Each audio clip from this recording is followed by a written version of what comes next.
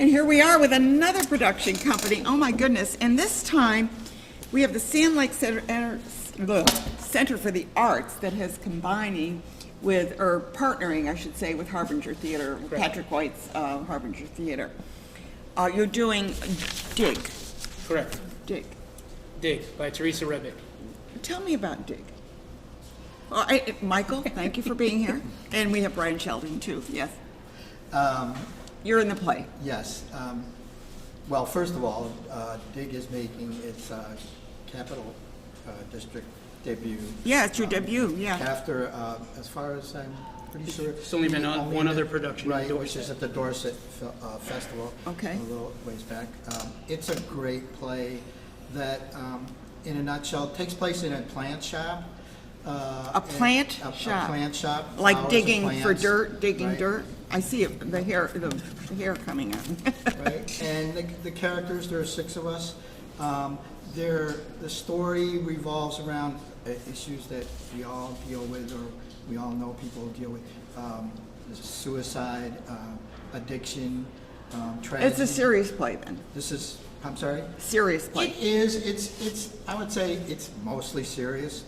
It does have room for a little bit of Levity? levity and a little bit of humor here and there when you need it. In true Patrick White form. Yep. But it's basically, it's people coming together in this setting, and the story parallels the nurturing and thriving of plants on the human level. Where you have photosynthesis for plants, you have kind of a bio-emotional synthesis, where the people For that are humans, coming in yeah. and out of this, Yeah. they need healing and nurturing, and some need redemption maybe, and it's kind of got that message that people need to and can do this for each other. So who's directing this? Patrick White is the White is director. directing this, yeah. How big is the cast? There's 6 of us. 6 of you. Yeah, there's, am I? Yeah, go right ahead. Adam Kuhn plays the chaperone Roger. Laura Graver plays my daughter in the play, Megan. Amber Acosta portrays a shop visitor friend to Megan named Molly. There is a ex-husband of Megan, portrayed by T.J. Collins Gutierrez. I think we had some pictures up there too, so we'll show those. Did we show those pictures, Raymond? If you bring those up, maybe we can kind of talk about the photos, because I think I put them both on the same page, hopefully. I did. There, maybe. I did. There they are. Yeah. Can you see those? Good looking cast. Okay, tell us a little bit about the photos. So the group photo is, we were very fortunate enough to have a neighbor friend who has her home near the theater, offered her home. She has, among other things, Plants. a beautiful plant room, garden room, whatever. Okay. And she provided that space for us for some of our... Now, that's the entire cast there that we're looking at. That's the entire cast. I Okay. just want to say I didn't want to leave out the 6th member of the cast, Everett, who is played by Marquise Heath. He's our resident stoner, if you will. Okay. So that's a group Not shot. of ours, all- the play is. Yeah, is- that's our group shot of the entire cast. And to the right, the other picture is the shop owner, Roger, played by Adam Kuhn, and myself. It's kind of reenacting a little bit of a scene between us where we have a significant interchange. Okay, so you're doing this at the Sand Lake Center for the Arts, and I do want to say that, Brian, you are the director over there, the managing director. Tell us a little bit about the Sand Lake Center for the Arts. Sand Lake Center for the Arts, Circle Theater Players. There's a Yeah, hyphen. yeah, there. hyphen We've slash. Been around since 1981. Yeah, is Took Joan over. still involved with it? She's involved. Good, Yep, good. She's still around. Yeah. She's a well of information, Joan. Yeah. But this came up. We were looking for a drama because we've been focusing on comedies lately. Because after the pandemic, people Want a little wanna something laugh a lighter. little. But when Patrick and Chris brought me this play, they submitted it last year as a stage play for Circle Theater Players. So when they were looking, it didn't get in last year. So when I talked to them, I said, hey, why don't we do a collaboration show between the two theater companies? we're doing so much together with these two theater companies. You gotta work together. You have to. And Patrick, Chris, and I have been saying this for decades, that we all have a relationship. SLOC, Schenectady Civic, all Bunbury, we all have a working relationship. It needs to be a better working relationship.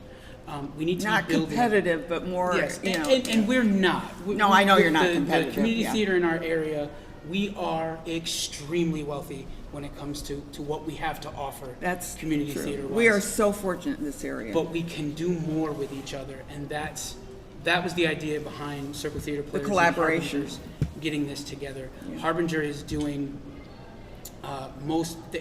all they're doing is area premieres. They're not doing your Arthur Millers and Neil Simons. They respect it. We do that. But yeah, you do that. But Patrick, I think, is a fabulous director, first of all, an educator. But he also has the concept of thinking outside the box. Exactly. And I like that in theater. I mean, we really need to think, like, I was just talking with them about doing, Bunbury was doing 12th Night, and they're doing it with all female cast. Mm-hmm. So, I mean, talk about outside the box, just Yep. doing it, you know, and I think that's what Patrick is very good at doing. He excels at that, probably more than any other Yeah. theater maker in our area. Absolutely. Which are, you know, we have hundreds of great. Oh, theater yeah, makers. yeah, we're not diminishing Yes, anyone, exactly. we're just, But him and Chris Yeah. are thinking outside the box. So when we got this idea to do it, we're, you know, no one's making more than the other company. We're doing a 50-50 split right down the middle, because when reading this play and discussing doing this production, this play needs to be seen by everyone in our area. Because like Michael was saying, we need to be nurtured just like plants. Yeah. We as a population need to be nurtured. After coming out of the ordeal that we all just came out of, we need stuff like this. We all love to laugh. It's great. We all love it. And you will laugh in this play because there are some funny moments in this play. But really the healing nature of this play is at the center of what we want the audience to know. So much so that we believed in this project that Patrick wrote a letter. This is an unpublished piece. Teresa Rebick is one of the greatest playwrights of our time. yeah, but she's her plays have been performed. She's the most yeah. produced female playwright in Broadway history. Yeah. With 4. I'll say that again. 4. Four. And she's the leading. Exactly. First of all, produce more female playwrights. Everyone should be producing more female playwrights. But we had to ask special permission from her and her publisher to do this play because it's not published yet. Mm-hmm. And thankfully, her team and her decided to let us try it. So Has this been performed elsewhere? one other spot, the Dorset Theater Festival. You did mention that, I'm sorry, yeah. So we're the second production, the first production in our area. And that's another thing that Harbinger is, I think I said it before, but Harbinger is, if it hasn't been done in the area, Harbinger wants to do it. They want to do it. Their next show has never been done. It's a play by Stephen Adler Gregaris. I'm actually directing it in Okay. June, called The Mother Effer with the Hat. Yeah, I saw that, yeah, we're gonna have them on the show talking about it. They're all about doing regional capital district premieres, and it is a mission I can get behind as a member of this community, as an executive for another company. They're just doing wonderful work in our area. Michael, I'm not ignoring you. How long have you been acting? Well, I started late in life. I was kind of just distracted by life and everything else. Like most of us. Up until about, I want to say about About 3 years ago. about a decade ago, and I just thought I'd try my hand. I went into improv first. Improv is a with good Mapco. start. I was with Mapco for 5 oh my years. God, yeah, they're so great over Yep. there. And then after about 5 or so years with them, I thought, it would be so much fun. And I have no previous theater acting training or whatever. I thought it would be so really fun to see what it's like to act when you're directed, when you're working with a script or whatever. So I actually went to an audition up at Sand Lake for, I think it was for Laughter on the 23rd floor. And I told them when I walked in, I'm not here because I want to. No, I just want to try. I just want to see what it's like. And when I You came got a off part? the stage for that audition, Melanie Bryan's boy, Yeah. she came up to me and she said, she goes, I know you're not here for, I get that. She goes, but you really should come back out here and audition for our one-act play festival. I'm sure that And you there's a did? part for you. I did. I landed a part in that. When I came off that stage, Adam Coons, who does a fantastic job portraying Roger in this play, his wife turned around and said, "Oh, you know, she directed me in that." And then coming off of that, Melanie turns around to me at the end of those performances and says, "I really think that, you know, like, you should like come out. There's a play that we're going to do our Valentine's Day festival at Sand Lake, and I think, you know, there's a part for you in a play that I'm directing." And I said, "Oh, could you please tell me like when the auditions will be?" And she said, "You don't have to audition. I've seen enough. You've got a part in the play." You got for a me." part, yeah. And then I rolled that into, I'm a member of their matinee theaters player group that I've been in since then, and then rolled into Patrick White's acting class. And the combination of all this, I made my full role theater debut right before this at Sand Lake with Barefoot in the Park, and then was Community theater. and then Isn't you this know, something? landed the part I play in DIG as Lou in this production, and you know, I mean, it's overwhelming, but it's so fulfilling. What's the hardest part of acting? Learning the lines?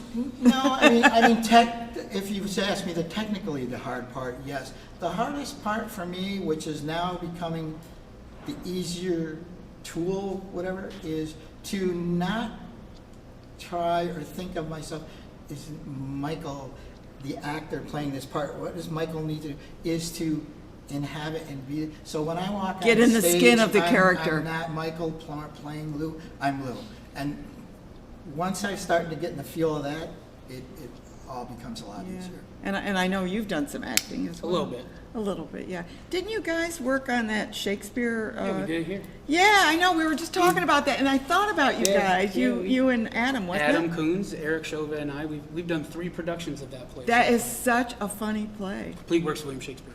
Yeah, I mean, I don't want to boost that one, but anyway, but it's a good one. It is a good one. It's a It good is play one. as But well. Michael is the poster child for Acting. people get nervous about, oh, do you want to try something? Do you try something? Try something. Come out. To us, to Harbinger, to Schenectady Light Opera, any theater company in the area, I guarantee you're going to get a warm welcome, Yeah, and they're yeah. gonna want to put you in stuff, and Yeah. you're gonna have the time of your life. And it's fun. I've been on stage, and once you get on there, it kind of nips you, doesn't it?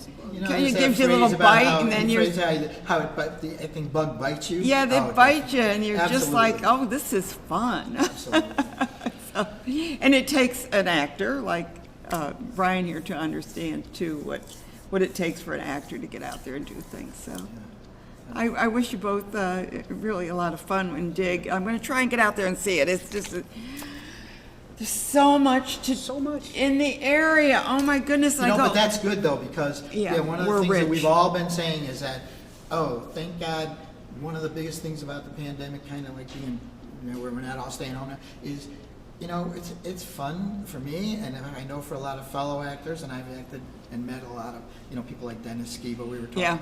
Yeah. It's fun to do that. It's great to be up on stage, but the best part now is to be bringing it to the I audiences. know, and they appreciate it. Oh, yeah. And isn't it? We have appreciative audiences. That's one thing. Yes. Yeah. So hey, congratulations, guys, on Thank DIG, and I hope everybody digs it. April 21st to April 30th. 21st. Yeah, good. See it. Yeah. Thanks Thank both you. for being Bye. here. Yeah, and give my regards to the people over at You know I will. Sand Lake. Okay.